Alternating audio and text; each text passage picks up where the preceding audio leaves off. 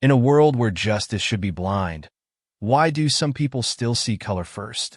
What happens when prejudice meets truth and lies are exposed? Buckle up, because this story will leave you speechless. Don't forget to like, subscribe, and hit that notification bell because you won't want to miss what happens next. The police sirens wailed like a banshee in the night, their red and blue lights painting the quiet suburban street in chaotic flashes. A crowd had gathered outside a small, unassuming house, their murmurs growing louder as two officers drag a handcuffed black man out of the front door. His name was Marcus Johnson, a 32-year-old mechanic who had lived in this neighborhood for 5 years. His face was a mask of confusion and anger as he shouted, "I didn't do anything. Why are you doing this to me?" Across the street, two women stood with their arms crossed, their faces twisted into smug satisfaction. Karen White, a 45-year-old homemaker with a sharp bob and a sharper tongue, and her best friend, Linda Thompson, a 47-year-old real estate agent with a penchant for drama. They had called the police just 30 minutes earlier, claiming they had witnessed Marcus attempting to assault a young woman in the park. The accusation was shocking, horrifying, and completely false. As Marcus was shoved into the back of the patrol car, Karen turned to Linda and whispered, "That'll teach him to stay in his place." Linda chuckled, but her laughter was cut short when a voice boomed from the crowd. "Wait! Stop!" A young woman pushed her way through the onlookers, her face pale and her hands trembling. It was Emily Carter, a 24-year-old college student who lived just a few blocks away.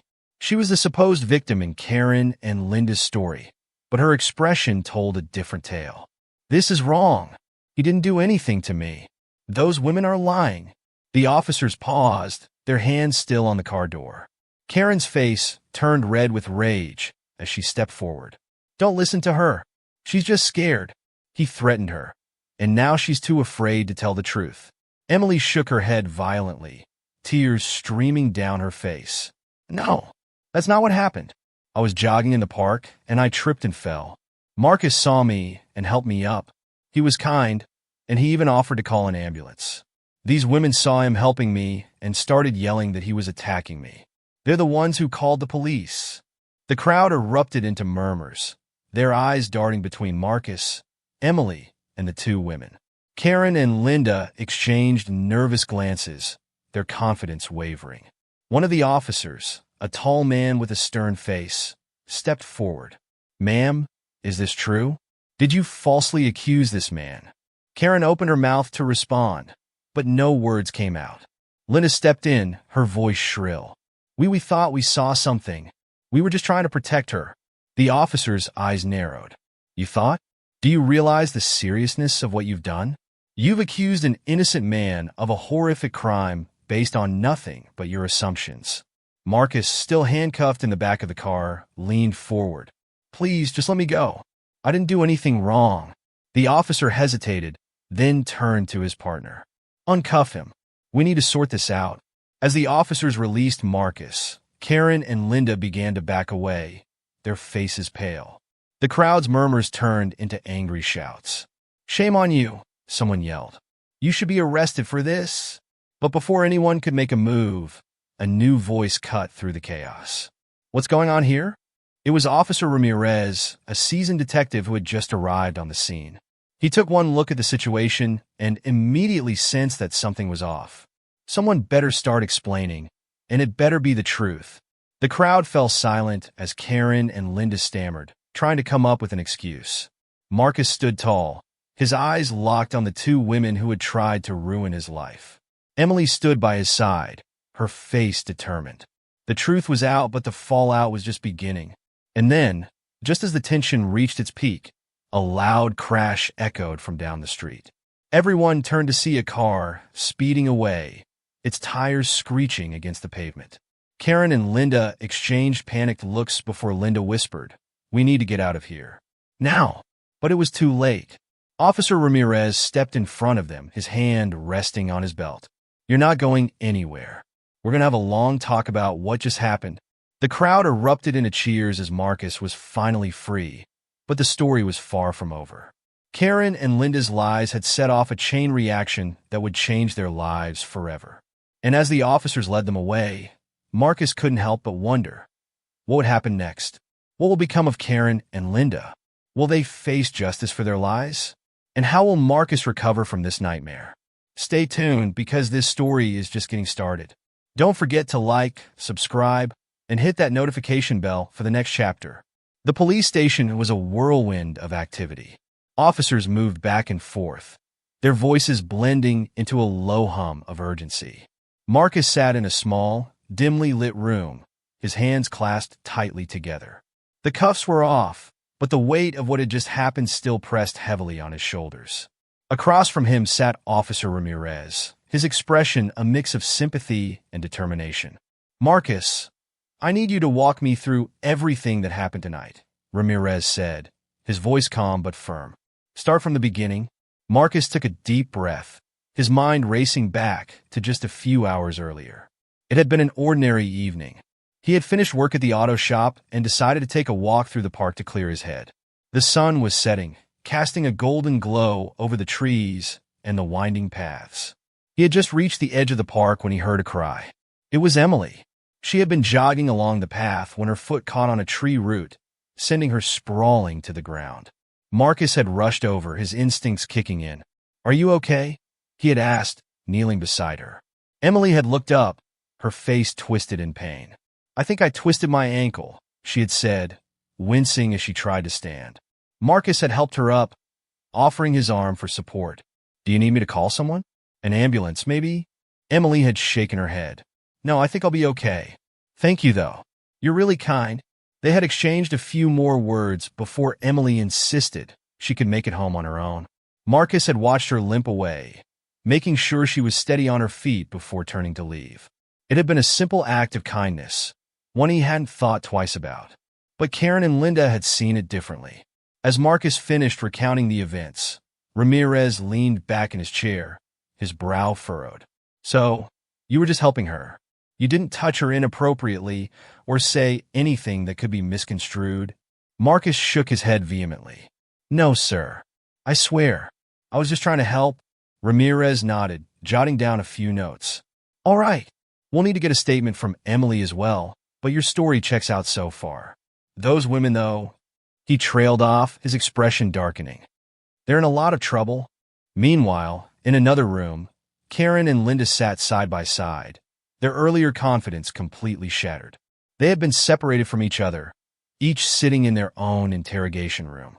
Karen fidgeted nervously, her mind racing as she tried to come up with a way to explain herself. The door opened, and a stern-faced detective walked in. "Ms. White, I'm Detective Harris. I need you to tell me exactly what happened tonight, and I suggest you be honest." Karen swallowed hard, her mouth dry. I thought I saw something. I thought he was hurting her. I was just trying to help." Detective Harris raised an eyebrow. "You thought? Did you actually see him assault her? Or did you just assume?" Karen hesitated, her mind scrambling for an answer. I don't know. It all happened so fast." Detective Harris leaned forward, his eyes narrowing. "Ms. White, do you realize the gravity of what you've done?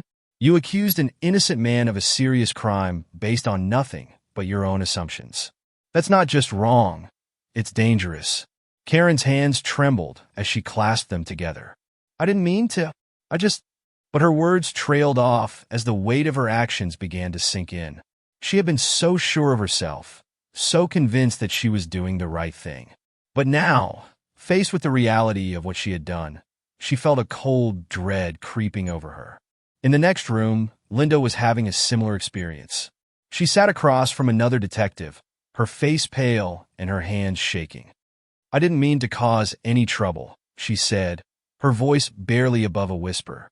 I thought we were helping." The detective sighed, shaking his head.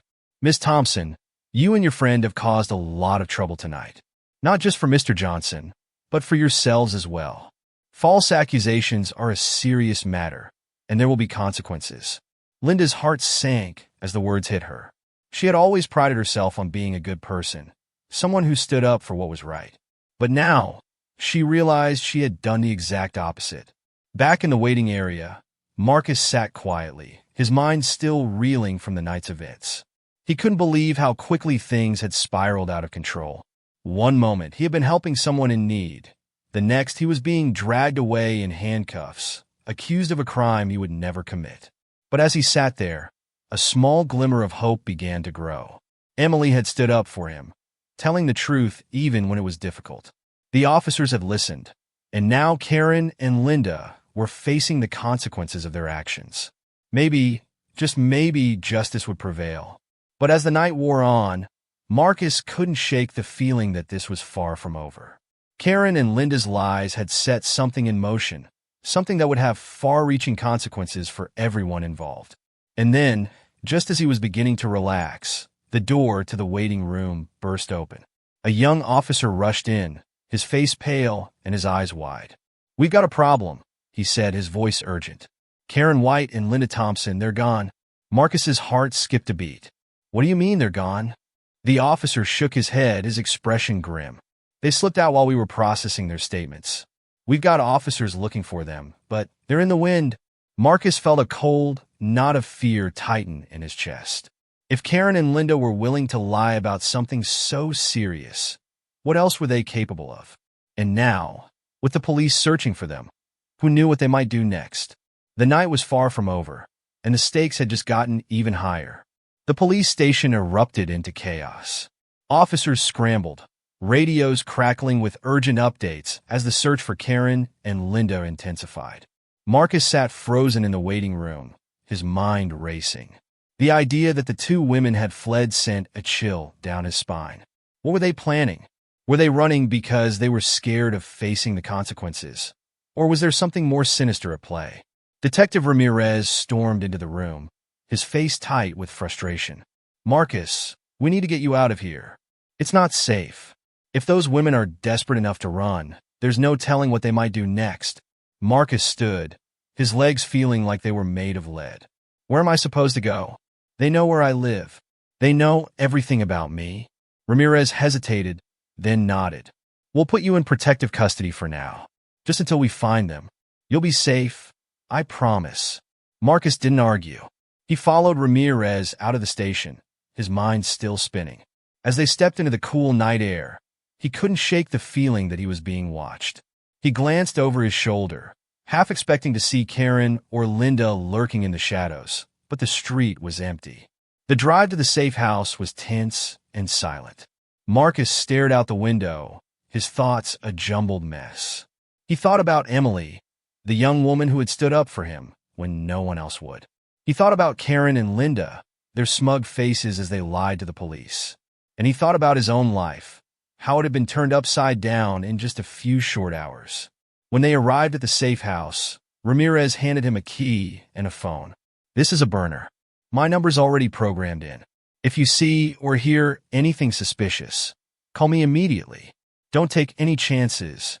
Marcus nodded, clutching the phone tightly. "Thank you," he said quietly. "For believing me." Ramirez gave him a grim smile. "It's my job. Now get some rest. We'll find them, Marcus. I promise." As Ramirez drove away, Marcus stepped inside the small, nondescript house. It was sparsely furnished, but it was clean and secure.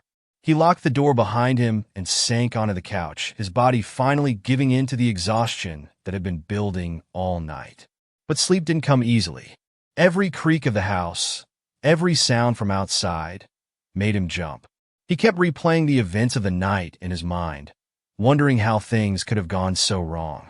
And as the hours dragged on, he couldn't shake the feeling that something even worse was coming. Meanwhile, Karen and Linda were on the run. They had slipped out of the police station during the chaos, using the confusion to their advantage. Now, they were holed up in a cheap motel on the outskirts of town, their nerves frayed and their tempers short. "This is all your fault," Karen snapped, pacing the small room. "If you hadn't opened your big mouth, we wouldn't be in this mess." Linda glared at her from the bed. "My fault? You're the one who started yelling about him attacking her. I was just backing you up." Karen stopped pacing, her face red with anger. "Well, now what? We can't go home. The police are looking for us. We're ruined." Linda sighed, running a hand through her hair. "We need to figure out a plan. We can't just sit here and wait for them to find us." Karen sat down heavily on the edge of the bed, her shoulders slumping. "What kind of plan? We're trapped. There's no way out of this. Linda was silent for a moment, her mind racing. Then, a slow, dangerous smile spread across her face. Maybe there is. If we can't prove we were right, maybe we can make sure no one believes him. Karen frowned. What are you talking about? Linda leaned closer, her voice low. We need to discredit him. Make him look like the bad guy. If we can convince people that he's dangerous, they'll forget about us. Karen's eyes widened. How are we supposed to do that? Linda's smile turned cold. We'll make it look like he's threatening us. If we can get him to react, to do something stupid, we can turn this around. Karen hesitated, but the desperation in her eyes was clear. Do you really think it'll work? Linda nodded. It has to. We don't have any other choice. Back at the safe house, Marcus was finally drifting off to sleep when his phone buzzed loudly on the table. He jolted awake, his heart pounding as he grabbed it. The screen lit up with a message from an unknown number. You think you've won, but this isn't over. We're coming for you. Marcus stared at the message, his blood running cold. He quickly dialed Ramirez's number, his hand shaking. Ramirez, it's Marcus. I just got a threat. They're coming for me. Ramirez's voice was sharp. What did it say? Who sent it? Marcus read the message aloud, his voice trembling. I don't know who sent it, but it has to be them. Karen and Linda. They're not done. Ramirez cursed under his breath. Stay where you are. I'm sending backup. Don't open the door for anyone. You hear me? Anyone. Marcus nodded, even though Ramirez couldn't see him. I won't. Just hurry. As he hung up the phone, Marcus felt a wave of fear wash over him. He had thought the worst was over, but now he realized it was just beginning. Karen and Linda were desperate, and desperate people were dangerous. He grabbed a kitchen knife from the drawer and sat by the door, his eyes fixed on the window. The night was quiet, but he knew that could change in an instant. And as he waited, he couldn't shake the feeling that something terrible was about to happen. Outside, the shadows shifted. Two figures moved silently through the darkness, their eyes fixed on the safe house. Karen and Linda had found him, and they weren't leaving without finishing what they started. The game had changed, and the stakes had never been higher. The safe house was eerily quiet, the kind of silence that made every breath feel too loud. Marcus sat by the door, the kitchen knife clutched tightly in his hand. His eyes darted to the window every few seconds, scanning the darkness for any sign of movement. The threat on his phone had shaken him to his core, and now every creak of the house, every rustle of the wind outside, felt like a warning. Minutes felt like hours as he waited for Ramirez and backup to arrive. His mind raced with possibilities. What if Karen and Linda were already outside? What if they had weapons? What if they were planning something worse than he could imagine? A sudden knock on the door made him jump, his heart slamming against his ribs. He froze, his grip tightening on the knife. Who is it? He called out, his voice trembling. Marcus, it's me, Ramirez. Open up. Relief flooded through him, but he hesitated. How do I know it's really you? There was a pause. Then Ramirez's voice came again, calm but firm. Marcus, it's me. I'm here with 2 officers. We're going to get you out of here, but you need to open the door. Marcus took a deep breath and slowly unlocked the door, peeking out to confirm it was really Ramirez. When he saw the detective's familiar face, he finally let himself relax. They're out there, he said quickly, stepping aside to let them in. Karen and Linda. They sent me a threat. They're coming for me. Ramirez nodded, his expression grim. We know. We've got units searching the area, but we need to move you to a more secure location. Grab whatever you need. We're leaving now? Marcus didn't need to be told twice. He grabbed his jacket and the burner phone, then followed Ramirez and the 2 officers out to a waiting patrol car. As they drove away from the safe house, Marcus couldn't help but glance back, half expecting to see Karen and Linda chasing after them. Meanwhile, Karen and Linda watched from the shadows as the police car disappeared down the street. They had been close, too close, but the arrival of backup had forced them to retreat. Now, they were back in their motel room, their frustration boiling over. This isn't working, Karen snapped, pacing the room. We're never going to get to him if the police are always one step ahead. Linda sat on the edge of the bed, her face twisted in thought. We need to change our approach. If we can't get to him directly, maybe we can hit him where it hurts. Karen stopped pacing, her eyes narrowing. What do you mean? Linda's lips curled into a sly smile. We go after his reputation. If we can make everyone believe he's dangerous, no one will trust him. We'll ruin his life without ever laying a finger on him. Karen's eyes lit up with a mix of relief and malice. How do we do that? Linda leaned forward, her voice low. We spread the word. Social media, neighborhood groups, anywhere people will listen. We'll say he's been harassing us, threatening us. We'll make him look like a monster. Karen nodded slowly, a cruel smile spreading across her face. And once everyone turns against him, the police won't have any reason to protect him. He'll be all alone. Exactly, Linda said, her smile widening. And when he's at his weakest, we'll strike. The next morning, Marcus woke up in a new safe house, this one even more secure than the last. Ramirez had assured him that Karen and Linda wouldn't be able to find him here, but Marcus couldn't shake the feeling of unease. He grabbed the burner phone and checked for messages, half expecting another threat, but the screen was blank. He decided to check social media, hoping for some distraction, but what he found made his blood run cold. His name was trending, and not in a good way. Dozens of posts accused him of harassment, stalking, and even violence. The posts were anonymous, but the descriptions were detailed enough to make them seem credible. Marcus Johnson is dangerous. He's been threatening innocent women in our neighborhood. Stay away from him. I saw him following me last night. I'm scared for my safety.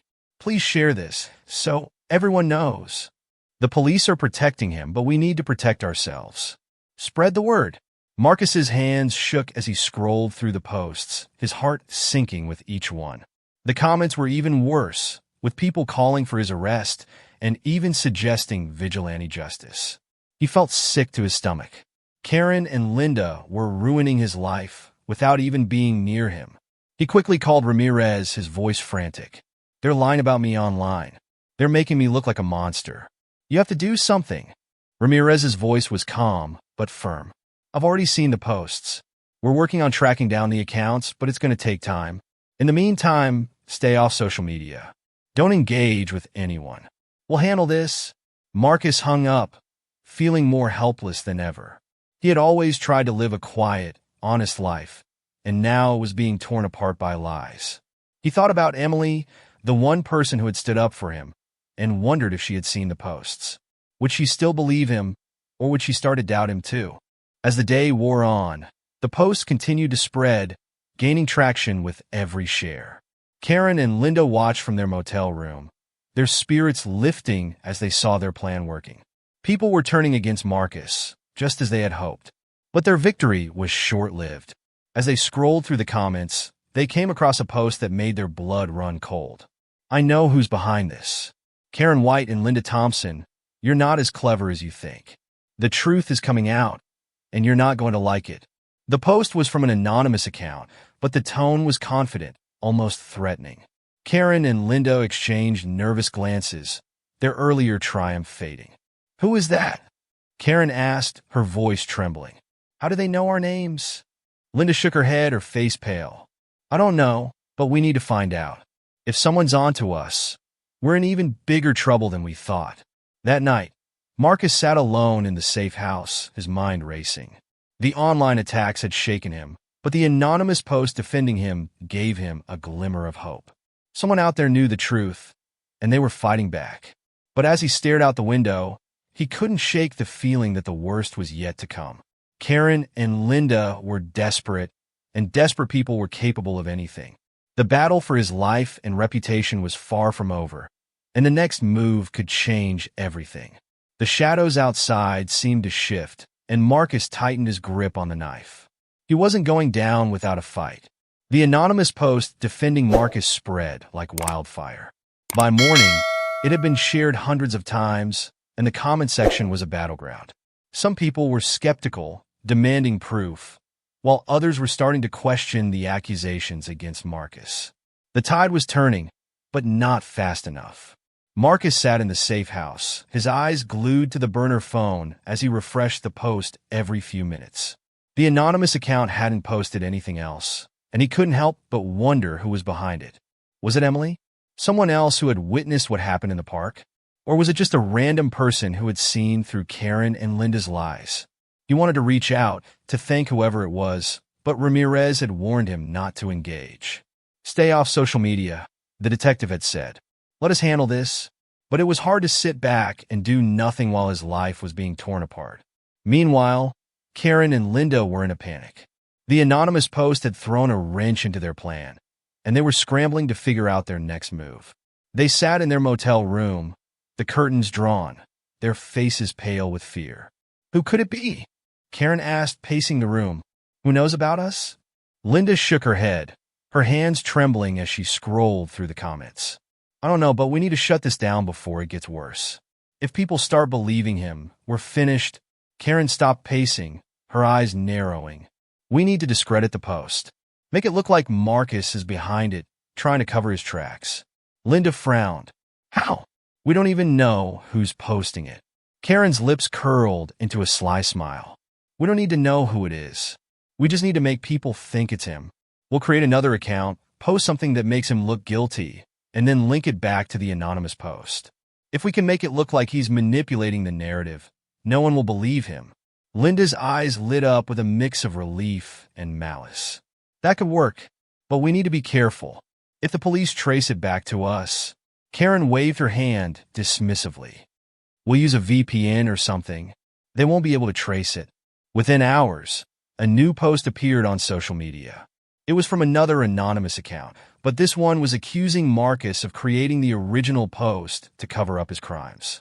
Don't be fooled by Marcus Johnson's lies. He's using fake accounts to manipulate the truth. He's dangerous, and he's trying to silence his victims. Share this so everyone knows the real story. The post was accompanied by a blurry photo of Marcus, taken from a distance with a caption that read, "Caught in the act." Marcus Johnson is not who he claims to be. The comments section exploded with outrage. People who had been on the fence were now firmly against Marcus, and even some of his defenders were starting to doubt him. Marcus saw the new post and felt his heart sink. He had been so close to clearing his name, and now it felt like he was back at square one. He called Ramirez, his voice desperate. They're lying again. They're making it look like I'm behind the post defending me. You have to stop them. Ramirez's voice was calm but firm. We're working on it, Marcus. We've got tech experts tracing the accounts, but it's going to take time. In the meantime, stay off social media. Don't engage with anyone. We'll handle this. Marcus hung up, feeling more helpless than ever. He wanted to fight back, to tell his side of the story, but he knew it would only make things worse. He was trapped, and there was nothing he could do but wait. That evening, Emily sat in her apartment, her laptop open in front of her. She had seen the posts accusing Marcus, and her heart ached for him. She knew the truth, and she couldn't stand by and watch him be destroyed by lies. She opened a new browser window and created an anonymous account. She didn't know if it would help, but she had to try. She typed out a post, her fingers flying over the keyboard. I was there that night in the park. I'm the woman Marcus Johnson helped. He didn't assault me. He didn't threaten me. He was kind and caring, and he saved me from a bad fall.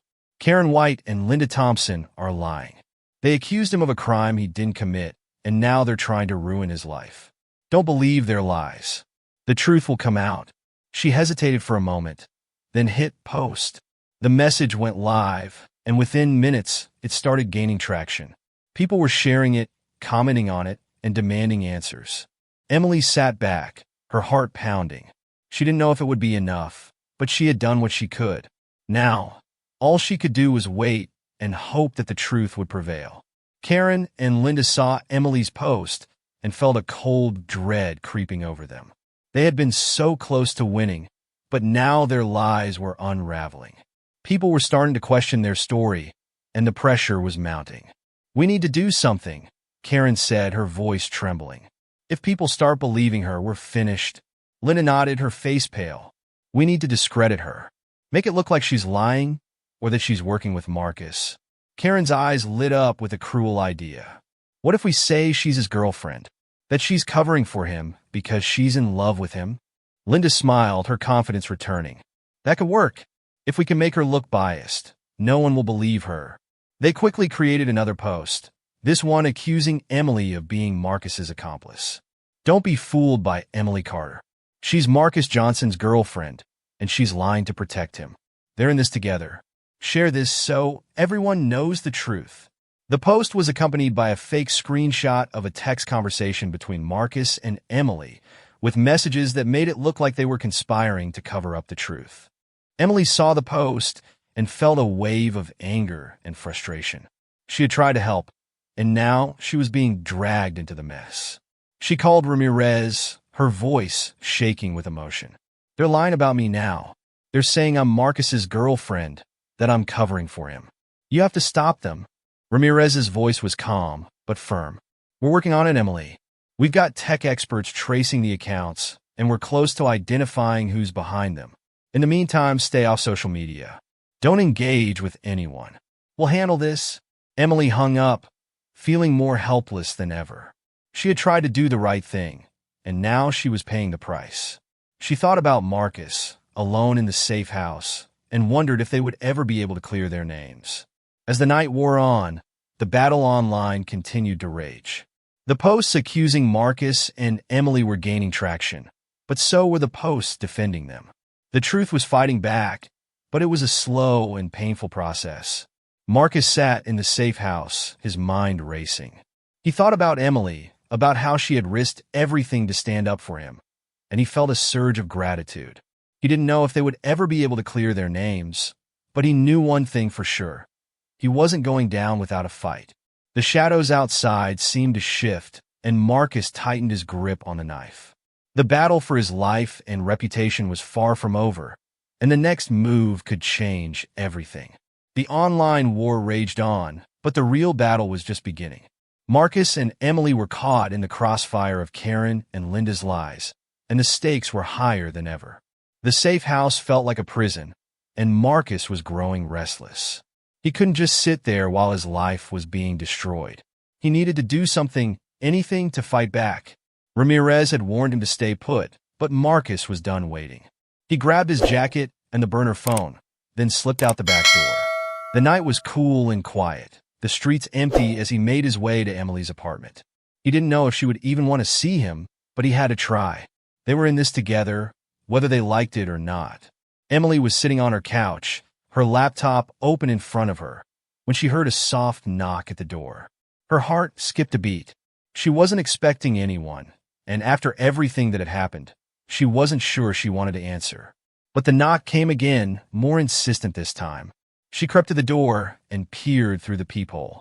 Her breath caught in her throat when she saw Marcus standing there, his face pale and his eyes filled with desperation. She hesitated for a moment, then unlocked the door and let him in. "Marcus, what are you doing here?" she whispered, her voice trembling. "You're supposed to be in protective custody." Marcus stepped inside, his hands shoved deep in his pockets. "I couldn't just sit there anymore. I had to see you. I had to know if you were okay." Emily closed the door behind him, her mind racing. "I'm fine, but you shouldn't be here. If Karen and Linda find out." "Karen and Linda are the reason I'm here," Marcus interrupted, his voice tight with anger. "They're lying about both of us, and I'm not going to let them get away with it. We need to fight back. Emily. Together." Emily stared at him, her heart pounding. She wanted to believe him, to trust that they could win this, but the fear was still there, gnawing at the edges of her mind. "How? They've already turned everyone against us. What can we do?" Marcus took a deep breath, his eyes locking onto hers. "We tell the truth. All of it. We go to the police, we go to the media, we do whatever it takes to make people see what's really going on. We can't let them win." Emily hesitated, then nodded slowly. "Okay, but we need to be careful. If they find out we're working together, they'll just come after us harder." Marcus reached out and took her hand, his grip firm but gentle. "We'll be careful, but we can't do this alone. We need each other." Meanwhile, Karen and Linda were holed up in their motel room, their nerves frayed and their tempers short. The online battle was taking its toll, and they were starting to feel the pressure. The anonymous posts defending Marcus and Emily were gaining traction, and people were starting to question their story. "We need to do something," Karen said, pacing the room. "If people start believing them, we're finished." Linda sat on the edge of the bed, her face twisted in thought. We need to escalate. If we can't win online, we'll take it offline. We'll make sure no one ever believes them again. Karen stopped pacing, her eyes narrowing. What are you talking about? Linda's lips curled into a sly smile. We'll stage something big, something that will make everyone see Marcus for the monster he really is. Karen's eyes lit up with a mix of relief and malice. What do you have in mind? Linda leaned closer, her voice low. We'll make it look like he attacked us. We'll call the police, say he broke in and try to hurt us. If we can make it look real, no one will ever believe him again. Karen hesitated, but the desperation in her eyes was clear. Do you really think it'll work? Linda nodded. It has to. We don't have any other choice. That night, Karen and Linda put their plan into action. They waited until the streets were quiet, then drove to Marcus's neighborhood. They parked a few blocks away and crept through the shadows, their hearts pounding with a mix of fear and excitement. When they reached Marcus's house, they broke a window and slipped inside. They trashed the place, overturning furniture, smashing dishes, and spray-painting threatening messages on the walls.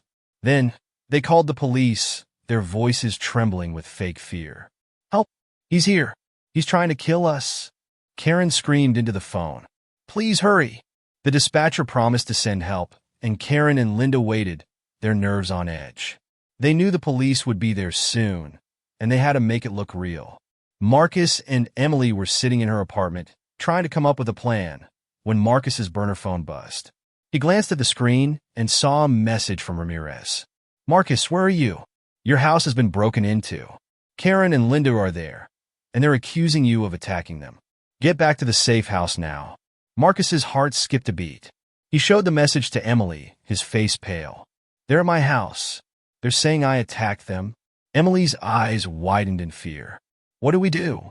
Marcus took a deep breath, his mind racing. We go to the police.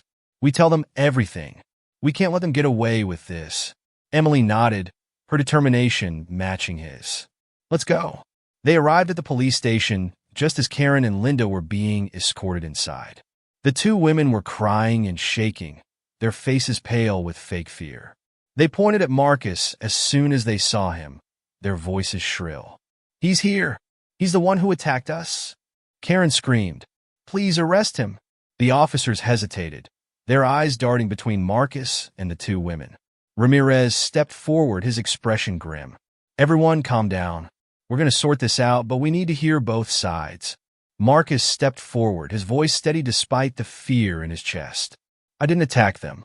They're lying.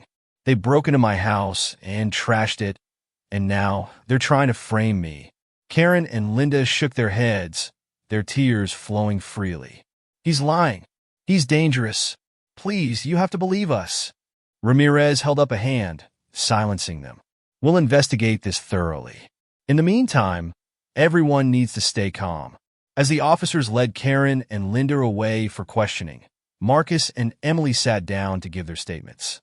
The battle was far from over, but for the first time, Marcus felt a glimmer of hope.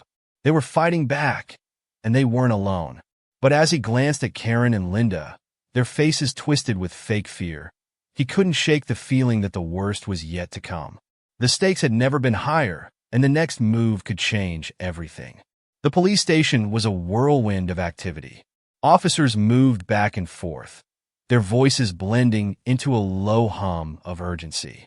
Marcus and Emily sat in a small, dimly lit room, giving their statements to Ramirez.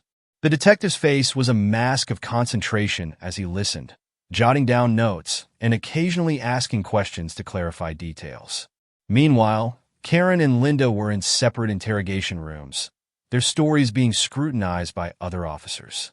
The two women had stuck to their plan, crying and shaking as they accused Marcus of breaking into his own house and attacking them. But their lies were starting to unravel.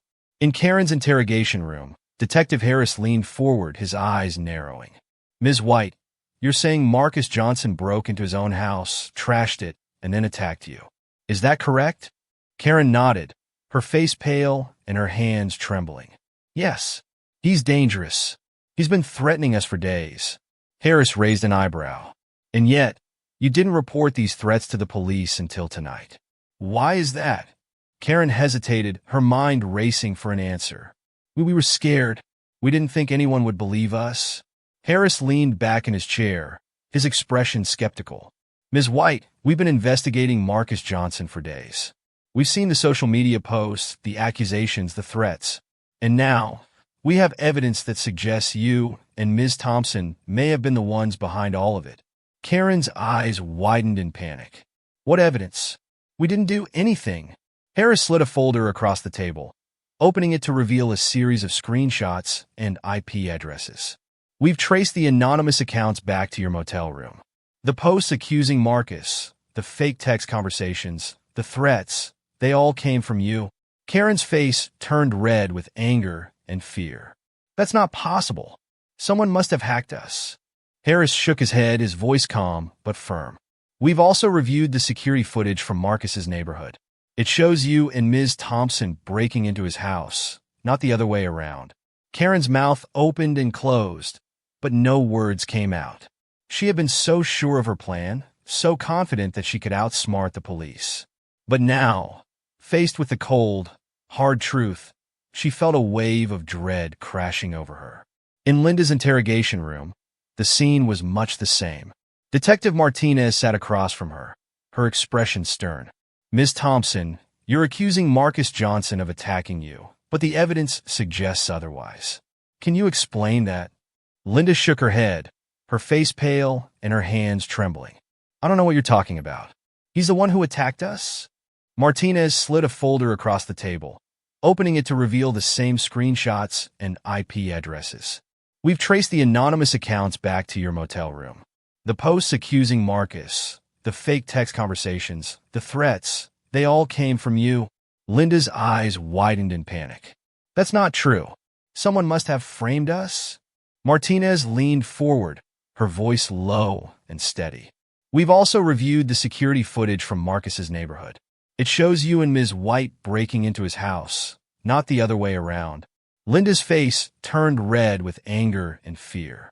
She had always prided herself on being clever, on being able to manipulate situations to her advantage.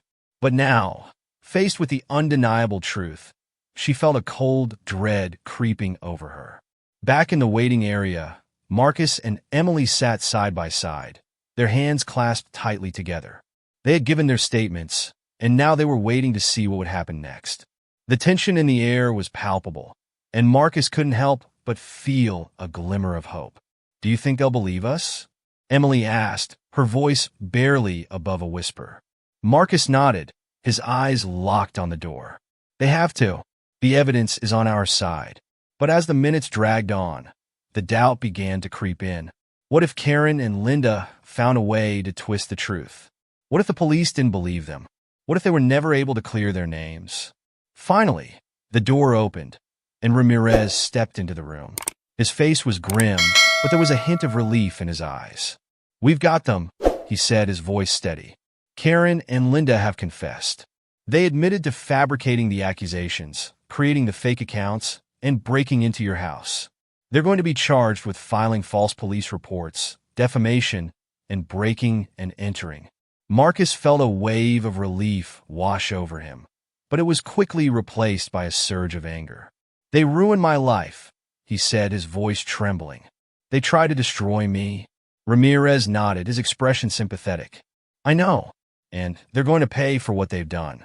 But for now, you need to focus on moving forward. You got your life back, Marcus. Don't let them take anything else from you. Emily squeezed his hand, her eyes filled with tears. We'll get through this. Together.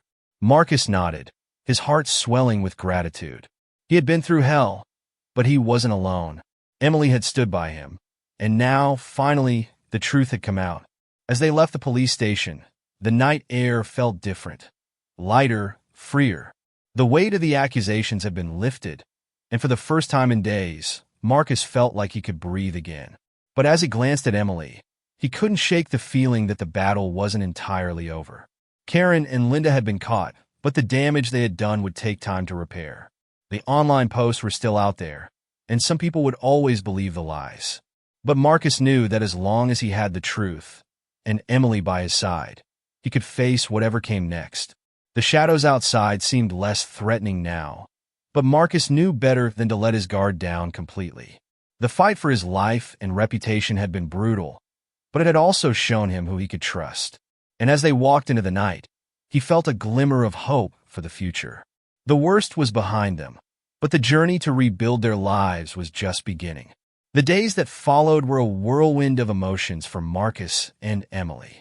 With Karen and Linda in custody, the immediate threat was over, but the aftermath of their lives lingered like a dark cloud. The online posts accusing Marcus were still circulating, and while some people had started to question the validity of the accusations, others remained convinced of his guilt. The damage to his reputation wasn't something that could be undone overnight. Marcus spent the first few days after the arrest laying low, staying with Emily at her apartment. He was grateful for her support, but he couldn't shake the feeling of helplessness. He wanted to clear his name completely, to make sure no one ever doubted him again. But how? One morning, as they sat at Emily's kitchen table sipping coffee, Marcus broke the silence. "We need to do something," he said, his voice firm. "I can't just sit here and wait for people to forget. I need to take control of the narrative." Emily nodded, her expression thoughtful. "I agree. But what can we do? The police have already put out a statement saying Karen and Linda confessed, but not everyone's seen it." Marcus leaned forward, his eyes lighting up with an idea. "What if we tell our story? Not just to the police, but to everyone. We could do an interview, go on the news, something like that. If people hear the truth directly from us, maybe they'll finally believe it." Emily hesitated, then nodded slowly. "It's risky. People might still doubt us, especially if Karen and Linda's supporters try to twist things. But I think it's worth a shot. We can't let them control the story anymore." That afternoon, they reached out to a local news station. The producer they spoke to was intrigued by their story and agreed to set up an interview. It was scheduled for the next day, and Marcus and Emily spent the rest of the evening preparing. They knew they had to be careful with their words, to make sure their message was clear and undeniable. The following morning, they arrived at the news station, their nerves on edge. The studio was bustling with activity, and they were quickly ushered into a small room to meet the reporter who would be conducting the interview. Her name was Sarah Collins, a seasoned journalist with a reputation for fairness and integrity. "Thank you for coming in," Sarah said, shaking their hands. "I've read the police reports, and I've seen the social media posts. This is a complicated story, but I want to make sure we get it right. Are you ready?" Marcus and Emily exchanged a glance, then nodded. "We're ready," Marcus said. The interview began with Sarah asking them to recount the events of that night in the park. Marcus spoke first, his voice steady as he described how he had seen Emily fall and rushed to help her. Emily followed, her voice trembling slightly as she explained how Karen and Linda had misinterpreted the situation and accused Marcus of assault. Sarah listened intently, occasionally asking follow-up questions to clarify details. Then, she shifted the focus to the aftermath. "Marcus, you were arrested based on these false accusations. How did that feel?" Marcus took a deep breath, his eyes dark with emotion. "It was terrifying. I've always tried to live an honest life, to treat people with respect. To have that taken away from me, to have people believe I was capable of something so horrible, it was devastating." Emily reached over and took his hand, her eyes filled with tears. "And it wasn't just Marcus who suffered. I was dragged into it too. They accused me of lying, of being his accomplice. It felt like no matter what we did, they were always one step ahead." Sarah nodded, her expression sympathetic. "And now that Karen and Linda have confessed, how are you both feeling?" Marcus glanced at Emily, then back at Sarah. "Relieved, but it's not over. The lies they spread are still out there. People still believe them. We just want the truth to be known, for everyone to see what really happened." The interview aired that evening, and the response was immediate. Social media lit up with reactions, some supportive, others skeptical. But for the first time, the tide seemed to be turning in Marcus and Emily's favor. People were starting to question the accusations, to see Karen and Linda for who they really were. Meanwhile, Karen and Linda sat in their jail cells, their confidence shattered. They had been so sure of their plan, so confident that they could outsmart everyone. But now, faced with the consequences of their actions, They felt a cold dread creeping over them. Karen stared at the wall of her cell, her mind racing. She had always thought of herself as clever, as someone who could manipulate situations to her advantage. But now, she realized she had been playing a dangerous game, and she had lost. Linda sat in her own cell, her face pale and her hands trembling. She had always followed Karen's lead, trusting that her friend knew what she was doing. But now, she felt a wave of regret crashing over her. They had ruined lives, including their own, and there was no way to undo the damage. As the days passed, the public's opinion continued to shift. More and more people came forward to support Marcus and Emily, sharing their own stories of how Karen and Linda had manipulated and lied. The truth was finally coming to light, and the two women were facing the consequences of their actions. But for Marcus and Emily, the battle wasn't entirely over. The scars left by the accusations would take time to heal, and they knew they would always have to be vigilant. But for the first time in weeks, they felt a glimmer of hope. As they sat together on Emily's couch, watching the news coverage of their interview, Marcus turned to her and smiled. "We did it," he said, his voice filled with relief. "We told our story." Emily nodded, her eyes shining with tears. "And people are finally listening." The road ahead wouldn't be easy, but they knew they could face it together. The worst was behind them, and the future was theirs to reclaim. The weeks that followed the interview were a mix of relief and lingering unease for Marcus and Emily. While the public tide had turned in their favor, the scars of the ordeal were still fresh. Marcus's name was no longer trending for the wrong reasons, but the damage to his reputation wasn't something that could be erased overnight. People still whispered, still cast sideways glances when he walked into a room. Emily, too, felt the weight of the accusations, though she tried to stay strong for Marcus. One evening, as they sat on Emily's couch, Marcus broke the silence. "I think it's time for me to go back to work," he said, his voice steady but tinged with uncertainty. "I can't keep hiding. I need to start rebuilding my life." Emily nodded, her expression supportive but cautious. "I get that, but are you sure you're ready? People might still be difficult." Marcus sighed, running a hand through his hair. "I know, but I can't let them win. If I don't go back now, I might never go back. And I can't let Karen and Linda take that from me, too." Emily reached over and squeezed his hand. "Then I'll be there with you, every step of the way." The next morning, Marcus returned to the auto shop where he worked. His boss, Greg, had been supportive throughout the ordeal, but Marcus could see the hesitation in his eyes as he walked in. The other mechanics paused, their tools going silent as they turned to look at him. "Marcus," Greg said, stepping forward. "Good to have you back." Marcus nodded, forcing a smile. "Thanks, Greg. It's good to be back." The day was awkward at first. The other mechanics kept their distance, their conversations hushed and stilted. But as the hours passed, some of them began to warm up. One by one, they approached Marcus, offering words of support and encouragement. "Man, I'm sorry you had to go through that," one of the mechanics, Jake, said as they worked side by side on a car.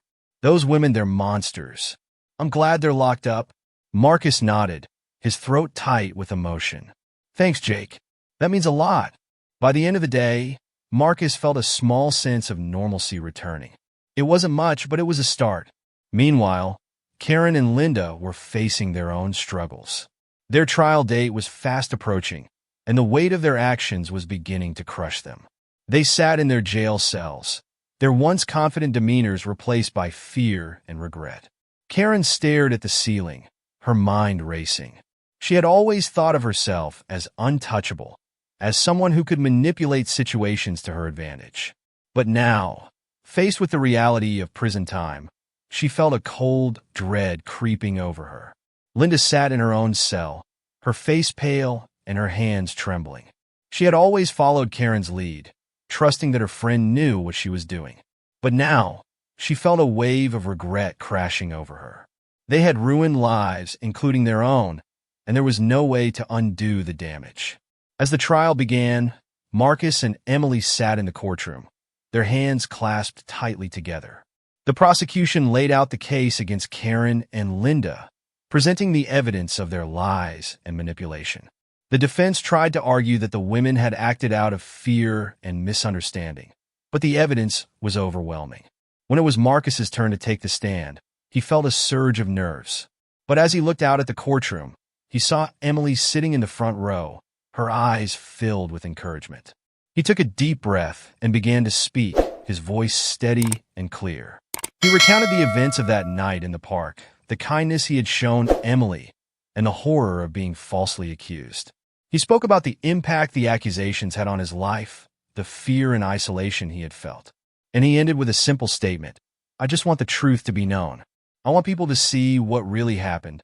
Emily followed him to the stand, her voice trembling but strong as she told her side of the story. She described the fear she had felt when Karen and Linda accused Marcus, the guilt of knowing that her silence had allowed the lies to spread. And she ended with a plea for justice. The jury deliberated for what felt like an eternity, but in the end, the verdict was clear. Karen and Linda were found guilty on all charges: filing false police reports, defamation, and breaking and entering.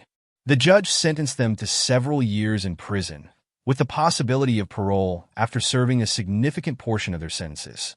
As the gavel came down, Marcus felt a wave of relief wash over him. It wasn't just the verdict. It was the knowledge that the truth had finally prevailed. He turned to Emily, his eyes filled with gratitude. "We did it," he said, his voice barely above a whisper. "It's over." Emily nodded, her eyes shining with tears. "It's over." But as they left the courtroom, Marcus couldn't shake the feeling that the battle wasn't entirely over. The scars left by the accusations would take time to heal, and they knew they would always have to be vigilant. But for the first time in months, they felt a glimmer of hope. As they walked into the sunlight, Marcus turned to Emily and smiled.